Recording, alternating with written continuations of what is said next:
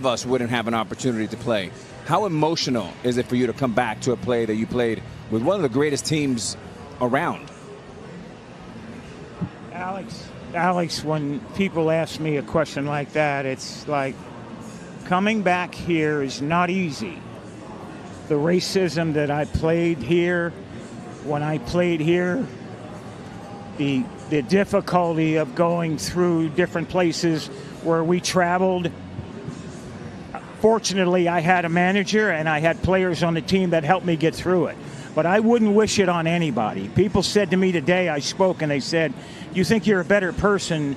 You think you won when you played here in Concord? I said, you know, I would never want to do it again. I walked into restaurants and they would point at me and said, can't eat here. I would go to a hotel and they said, can't stay here. We went to Charlie Finley's country club for a welcome home dinner, and they pointed me out with the N-word. He can't come in here. Finley marched the whole team out.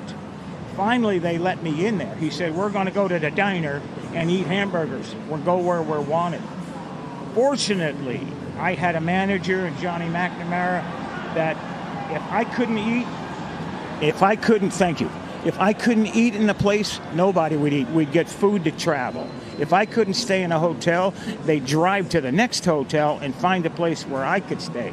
Had it not been for Raleigh Fingers, Johnny McNamara, Dave Duncan, Joe and Sharon Rudy, I slept on their couch 3-4 nights a week for about a month and a half. Finally, they were threatened that they would burn our apartment complex down unless I got out.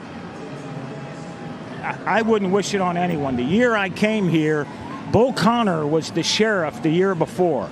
And they took minor league baseball out of here because in 1963, the Klan murdered 4 black girls, children, in 11, 12, 14 years old at a church here and never got indicted. They were from the Klan. Life magazine did a story on them like they were being honored. I wouldn't wish it on anyone. At the same time, had it not been for my white friends, had it not been for a white manager, and Rudy, Fingers, and Duncan, and Lee Myers, I would have never made it. I was too physically violent. I was ready to physically fight I'd have got killed here because I'd have beat someone's ass, and you'd have saw me in an oak tree somewhere. Reggie,